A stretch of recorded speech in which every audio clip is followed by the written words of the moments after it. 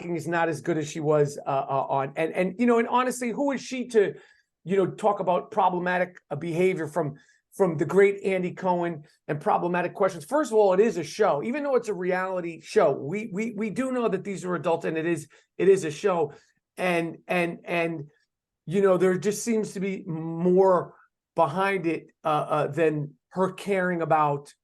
I mean, she had Rachel, aka Raquel, aka that Bambi B word, on her podcast, and she never saw an episode of Vanderpump. That's like me coming on here and you like, what do you do for, like, oh, I heard you're a comedian and actor. I'd be like, what the fuck? Why am I here? So, she's a smart businesswoman. Nobody could say that Bethany's not smart.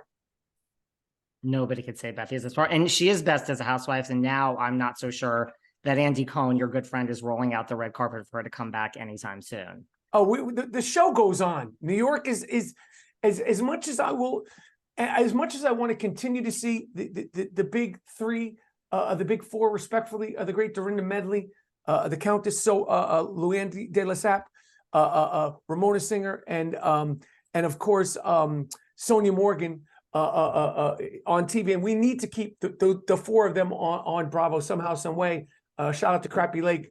The show goes on, and the Housewives go on, and some seasons are better than other seasons. But the life of a reality, a Real Housewives franchise will continue to grow and blossom. And sometimes the trees will be, bigger. Sometimes they'll be smaller. But the show and the garden continues to sprout. Absolutely. Well, I know all about what you do. Like I said, I don't know why Bethany is interviewing someone she doesn't know anything about. You've been in so many of my favorite shows. Keeping it in the Fox family for a second, huge shout out to Prison Break, one of the best shows ever. Yeah. But one of your first comedic roles was on Friends. At that point, that really was like one of your first roles in a comedy. Like, did you learn anything from any one of those six in particular, or just from your time on Friends? I mean, they make what they did on Friends look easy. They're very specific. The physical comedy of Jennifer Aniston, the physical comedy of all of them, they were all great comedic actors. And they took chances, they took risks. They made a show that, that's lightning in a bottle times, 1,000, but they were made what they did look very easy. And those weeks that I was there watching them rehearse and find the jokes and dig for the joke and push for the joke, I remember that. And they were all very gracious and encouraging. And that's not always the case when you go on other people's show. That's not always the case. They were awesome to be with and wanted to see me do well and to make me feel comfortable in their environment. That's great.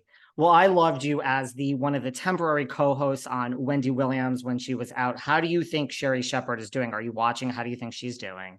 I'm not watching. I'm sure she's doing well. I love doing a Wendy Williams show. I love hosting it, guest hosting it. I had a ball doing it. Again, I think doing the Wendy Williams show definitely got me ready to do Masked Singer, because there's nothing like live television. There is nothing like live audience and with cameras and stakes and political correctness. And, I like to F shit, fuck, piss, shit. All those things, doing Wendy definitely made me more comfortable for what I was able to do on Masked Singer, to be honest, just technically. What do you like best? Like I said, you are in Chicago on the 20th and 21st. You're literally on tour for the rest of this year throughout the US. Like, what do you like best about doing your stand-up and being in front of a live audience? The interaction, the energy of a live crowd is like nothing else. The unpredictability of a live show is like nothing else.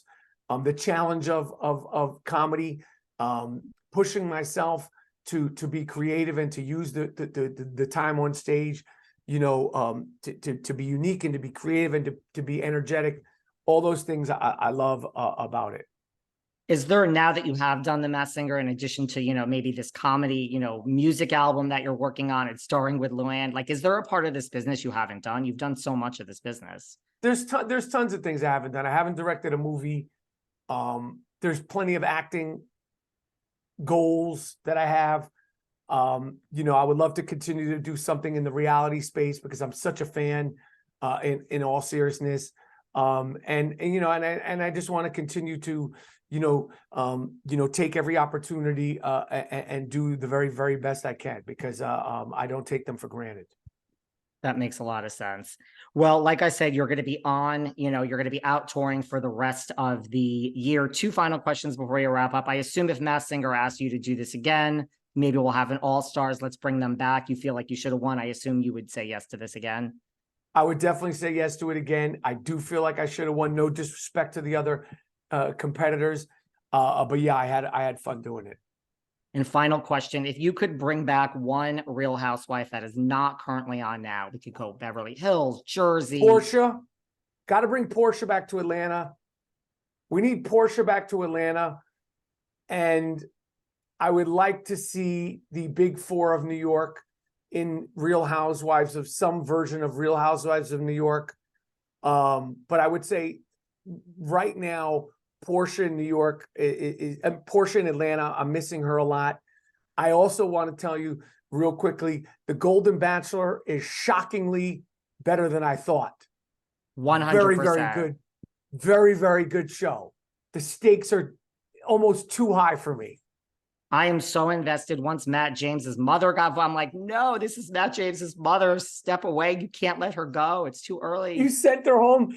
He sent her home off the top. But I'm enjoying that way more than I didn't think I was going to like it, but it's really good. I'm shocked myself. And would you bring Lisa Rinna back to Beverly Hills? 100%. I'd bring Lisa Rinna back to Beverly Hills. Yes, definitely. I would love Lisa Rinna. Come on, Lisa Rinna, cut the shit. Come back to Beverly Hills. You know what Beverly Hills did to the second part of your career. She's had a great career as an actress. Come back to Beverly Hills and have a good time. Everybody just relax here.